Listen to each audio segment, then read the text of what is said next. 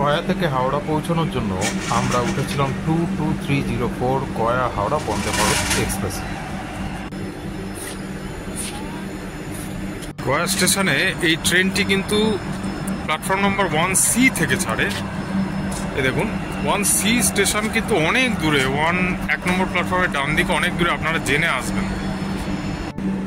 এই Vande Bharat express Gaya station থেকে ছাড়ে বিকেল 3:15 এবং হাওড়া গিয়ে পৌঁছয় রাত্রি 9:10। বন্দে ভারত এক্সপ্রেসে যে এসি চেয়ার কার সেখানে 3/2 যেমন সিট অ্যারেঞ্জমেন্ট থাকে, তিনটি একদিকে দুটি।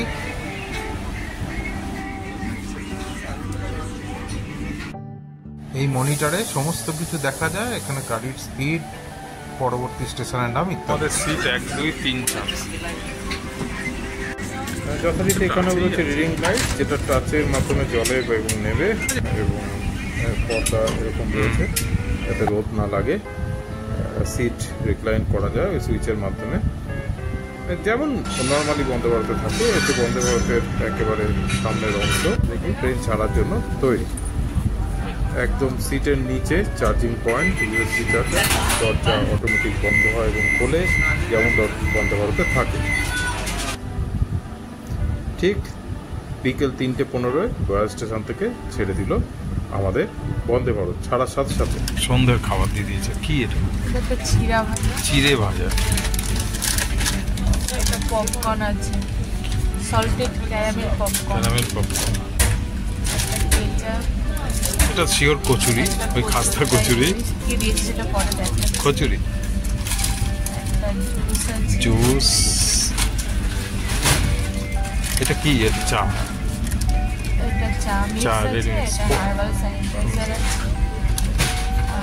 চায়ের জল পড়ে দেবে নিশ্চয়ই। স্যানিটাইজার দিয়েছে। ও এটা কি দিয়ে? এটা হচ্ছে ওয়েট ওয়াইপ, ওই চোখ মুখ পরিষ্কার করার জন্য ন্যাপকিন, আর এটা চা করার জন্য। এটা কেমন খেতে? এটা তো গরম আছে এখন, এটা গরম আছে, খেয়ে নাও, খেতে ভালো। এটা কেমন খেতে লাগছে? ভালো লাগে, আমি তো এমনি খাস্তা করতে ভালোবাসি, আর গরম দিয়েছি আরও ভালো লাগবে। তো খাবার ও চা দেওয়ার আগেই আমাদের প্রত্যেককে 1 লিটারের একটি জলের বোতল এর সাথে দেওয়া হয়েছে। এখন দেখা যাক রেডি মিক্স চা কেমন হয়, মশলা চা একদম ভালোই হয়। বন্দে ভারতের আগেও খেয়েছি, দেখা যাক। চিনি দিয়ে একটু কেমন খেতে? ধরার জায়গা, কমোড, এখানে হচ্ছে ফ্লাশ করার ডিপার্টমেন্ট, পেপার, কোনো বাচ্চাকে যদি পছন্দ হয় তার জন্য জায়গা, হাত শুকোনোর মেশিন, কল, প্রচুর বড় একটা আয়না এবং হ্যান্ড ওয়াশ, বিরাট বড় এবং পরিষ্কার। হচ্ছে চারিদিকে পাহাড়, তার মধ্যে দিয়ে ট্রেন যাচ্ছে, ভারী সুন্দর। কিন্তু প্রাকৃতিক সৌন্দর্য খুব সুন্দর। এবং আমাদের এই ট্রেনের ভাড়া পড়েছে 1300 টাকা। দিনে দিনে গয়া থেকে হাওড়া আসতে গেলে খুব ভালো ট্রেন।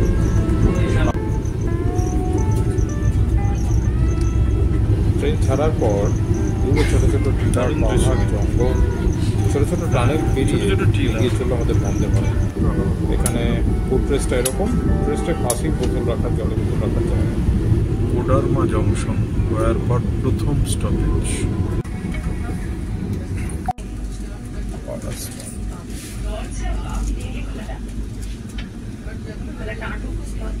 পরের স্টপেজ ধানবাদ, অর্থাৎ এটা 3rd স্টপেজ।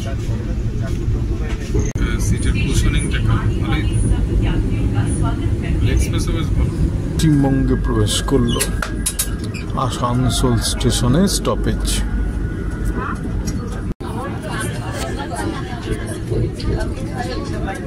রাতে ডিনার দিয়ে গেছে দুর্গাপুর পেরোনোর পরে 7:30। কি কি দিয়েছে? রুটি, এটা তাই তো? রুটিটা গরমই রয়েছে মনে হচ্ছে, গরম না?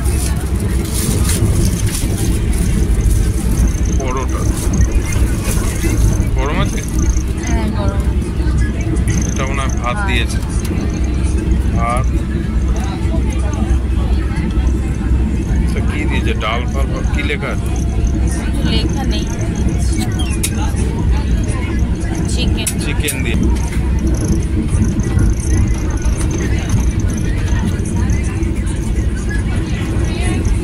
ডাল আছে।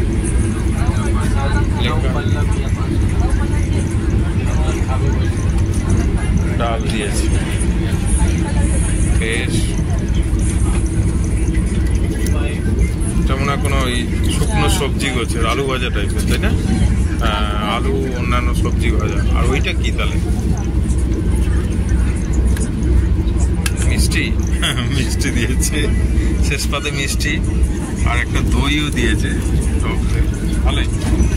দুর্গাপুর স্টেশন ছাড়তে যে ডিনার দিয়েছে সেই ডিনার খেতে খেতেই পৌঁছে গেল হাওড়া স্টেশন। ঠিক রাত 9টা 10 মিনিটে 6 নম্বর প্ল্যাটফর্মে চলে এলো আমাদের বন্দে ভারত।